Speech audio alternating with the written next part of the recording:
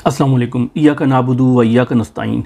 दो ऑडियो आप लोगों को सुनानी है। एक तो उस्मान डार की वालदा के साथ जो हुआ उससे आगे की, और एक मैंने इमरान खान से मुतल्लिक आप लोगों को सुनानी है। वो उस्मान डार की घर में जब जो घुसे उसके वालदा के साथ तो जो उन्होंने जुल्म किया सो किया, वो तो आपने देख लिया, लेकिन उनके बच्चों के साथ क्या किया ये आप ऑडियो आई अभी तक लीक हुई है, तो ऑडियो ही सुन लें आप लोग।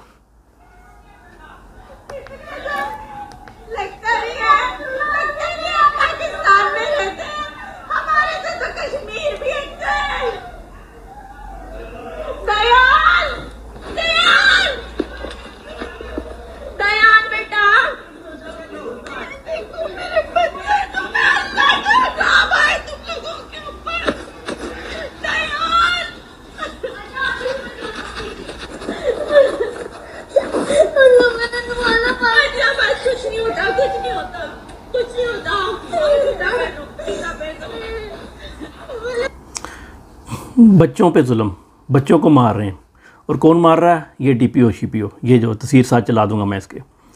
ये अपना इसका पेट काबू में नहीं आ रहा, हराम खा खा के। क्या कहूँ इसके ऊपर।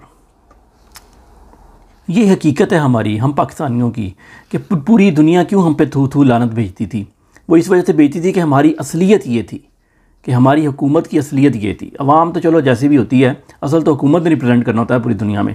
तो हमारी हकीकत ही यही थी कि हम लोग इस तरह के काम हमने बांग्लादेश में भी किए, अफ़गानिस्तान में भी हम लोगों ने यही काम किया, हर जगह जहाँ हमें मौका मिला हमने किया, और ख़ुद दोस्तियाँ निभाने में लगे हुए हैं, पार्टियाँ करते हैं इंडियंस के साथ मिल के।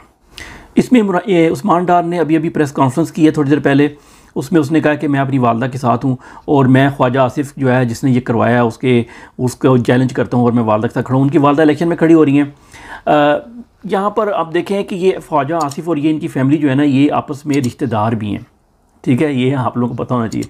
तो ये जब से ये लोग सियासत में आए उस्मान डार की फ़ैमिली, तो तब से वो जो है ना वो काफ़ी इनके दरमियान लड़ाई है, फैमिली की पॉलिटिक्स भी चल रही है। और साथ आपको पता है कि जो बदले लेने की सियासत जो है ना ख्वाजा आसिफ की शुरू दिन से रहा है, और उसकी फैमिली, उसकी बच्चियाँ तो आप जानती हैं किस किस्म की है। बाकी इन लोगों की फैमिली बड़ी अच्छी है, सुधरी हुई है।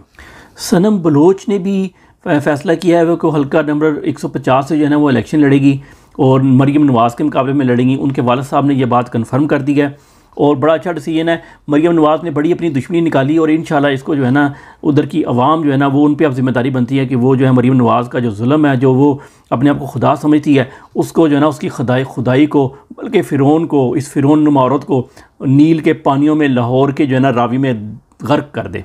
इमरान खान साहब पे ऑडियो सुनाने से पहले मैं आपको बताऊँ कि मियाँ आबाद जेल में इतनी सख्तियों में उनका बेटा फोत हो गया, अब फिर उनके घर छापा मार दिया पुलिस ने।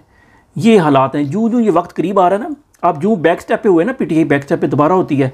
जैसे ही आप बैक स्टेप पे होते हैं ना, कि आप कहते हैं कि जी हम तो जिंदाबाद के नारे लगाते हैं, और आप कहते हैं जी हम तो भाई भाई हैं, हम तो बड़े नेक लोग हैं, आप लोग हमारे भाई हैं, तो वो पुलिस जो है ना फिर आपके ऊपर चढ़ जाती है। वो कहती है अच्छा ये तरीक़ेकार होता है, बॉक्सिंग में भी होता है और जंगों में भी ये होता है। बॉक्सिंग में अगर एक अपोनेंट को एक मुक्का पड़ गया ना, तो फ़ौरन उसको 3-4 मार दो। जैसे देखो ना वो ढीला पड़ गया, वो उसको मारो। यही इसराइल करता है कि जैसे ही कोई बात होगी तो वो ऊपर से चढ़ दौड़ेगा। अमेरिका भी यही करता है, अफ़गानिस्तान पे हमला करता है, लेकिन इराक पे उसको तक हमला नहीं किया जब तक इराक को उसको यकीन नहीं हो गया कि ये आगे से मार नहीं सकता, ये लड़खड़ा रहा है। तो जो लड़खड़ा रहा होता है ना उसको मारो। तो ये तरीक़ेकार है। आप जब भी पीछे हटेंगे, जब भी आप ये बातें करेंगे, सुलह सफाई की, दोस्तियों की बातें करेंगे, तो आपके साथ ये होगा। ये लिख के रख लें इसको कहीं पर ना, तवीज़ बना के गले में डाल लें, समझ नहीं लग रही लोगों को। अब ये सुन लें, शहजाद अकबर साहब ने, इमरान खान साहब ने जो जज से बात की है उससे क्या बात की है वो ज़रा सुन लें।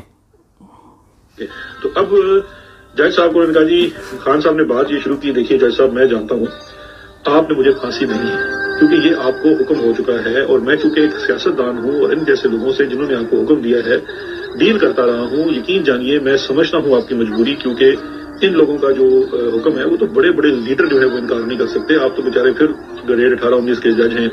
लेकिन मेरी आपसे गुजारिश है, और मेरी आपसे गुजारिश ये है कि मेरा जो कत्ले नाहक आपके हाथों पे लिखा जा रहा है, या क्योंकि मेरी आप एक नाहक फांसी करने जा रहे हैं, आपको ये हुक्म दिया गया है, और ये अपना हाथ जिस चीज से आप रंगने जा रहे हैं, आप एक मेहरबानी फरमाकर इस साइफर को जरा मंगवा कर पढ़ लीजिए। मैं आपसे अपने वकीलों की तरह ये डिमांड नहीं कर रहा, क्योंकि मैंने तो वो साइफर पढ़ा हुआ है, बल्कि बार बार पढ़ा हुआ है, बल्कि मेरे को तो इल्जाम ये है कि वो साइफर मैंने घुमा दिया या लीक कर दिया। लेकिन मेरी आपसे दरखास्त है कि आप जरा इस साइफर को मंगा कर एक दफा पढ़ तो लें, ताकि आपको अंदाजा हो सके कि आपके हाथों क्या काम करवाया जा रहा है। क्योंकि मैं यकीन से कह सकता हूँ जैसा कि आपने वो साइफर नहीं पढ़ा, ये यकीन मुझे इस तरह से पता है कि मुझे ये भी पता है कि जिस शख्स ने जो मेरे ऊपर FIR कटी हुई है ना, जिसने FIR काटी है, उस बंदे ने भी जो है साइफर नहीं पढ़ा हुआ है। साइफर किसी ने नहीं पढ़ा हुआ। तो इमरान खान साहब का ये मुकालमा है और ये उन्होंने उसका एक किस्म का ज़मीर जगाने की कोशिश की है मेरे ख्याल में कि तुम तो पढ़ लो, मुझे फांसी देने से पहले एक दफ़ा ये साइफर पढ़ लो कि तुमसे ये काम इंटरनेशनल ताकतें मिल के ये पाकिस्तान के गद्दार क्या ले रहे हैं। सारी ज़िंदगी के लिए आखिर तक तुम्हें लोग गद्दार के नाम से जानेंगे। तुम्हारे पोते पोतियाँ, ये मैं बता रहा हूँ आपको, ये इमरान खान साहब ने इनका कहने का मतलब यही था, तुम्हारे पोते पोतियाँ पड़ पोते भी तुम्हें कुत्ता कह के पुकारेंगे, तुम्हें गद्दार कह के पुकारेंगे। गद्दार कहेंगे, तुम गद्दारों का ख़ानदान कहलाओगे तुम लोग तुम्हारे ख़ानदान में शादियाँ नहीं करेंगे, लोग तुम पे लानत भेजेंगे। तो ये तुम आगे खड़े होकर उनके लिए वो शोल्डर प्रोवाइड ना करो, उनकी बंदूक चलाने के लिए। वो उनको करना है तो वो खुद करें, ताकि हमेशा की तरह वो पीछे बैठ के हर बंदे को मरवा दिया और पीछे बैठ के ना खुद नेकूकार बन जाते हैं। और फिर लोग नारे लगाते हैं, और जब नारे लगाते हैं तो अगले दिन क्रैकडाउन शुरू हो जाता है। अच्छा, साइफर में एक नया टर्न भी आ गया है। इंटरसेप्ट जिसने पहले साइफर का जो था तर्जमा वो लीक कर दिया था, उन्होंने एक नई जो है ना खबर लीक की है। उनको किसी अंडर के ही पाकिस्तान के ही किसी मिलिट्री इस्टेब्लिशमेंट में से किसी बंदे ने उनको ISI का लिखा हुआ लेटर जो उन्होंने कहीं भेजा था अपनी एम्बेसीज़ को अमेरिका में, कि कोई परेशानी की ज़रूरत नहीं है, कोई हमारा जो है ना कोड जो है, कोड वर्ड में लिखी होती हैं चीज़ें। असल में वो मैसेज का मसला नहीं है, असल में कोड वर्ड होता है ना, ट्रांसफ़र होता है, तो कोई पढ़ ना ले उसको रास्ते में। तो उसके लिए उसको ना वो कोड में कन्वर्ट करके, जिस तरह व्हाट्सएप मैसेज भेजते हैं ना, उसे कन्वर्ट करता है, उसमें भेजता, एनक्रिप्शन कहते हैं उसे। तो ये भेजा था, ये 256 बिट एनक्रिप्शन है। ये वही जो व्हाट्सएप यूज़ करता है 256, लेकिन उनका अपना एल्गोरिदम है, इनका अपना एल्गोरिदम है।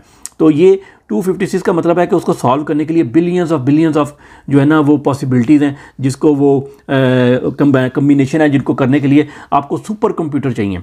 तो पाकिस्तान के पास सुपर कंप्यूटर नहीं है, लेकिन दुनिया के पास जिनके पास है उनको भी करने के लिए कई साल महीने के चाहिए करने के लिए। तो कोई फ़र्क नहीं बैठा हुआ कि इस तरह के मुल्की जो खुद ही आके हर चीज़ बता देते हैं अभी विज़िट पे गए ना, सब कुछ बता के आएंगे, तो उनको उनकी इंक्रिप्शन करने की ज़रूरत ही नहीं है। बल्कि उस टाइम इन्होंने इंक्रिप्शन का सॉफ्टवेयर इसराइल से लिया हो, तो इसराइल को वैसे ही पता होगा सब कुछ।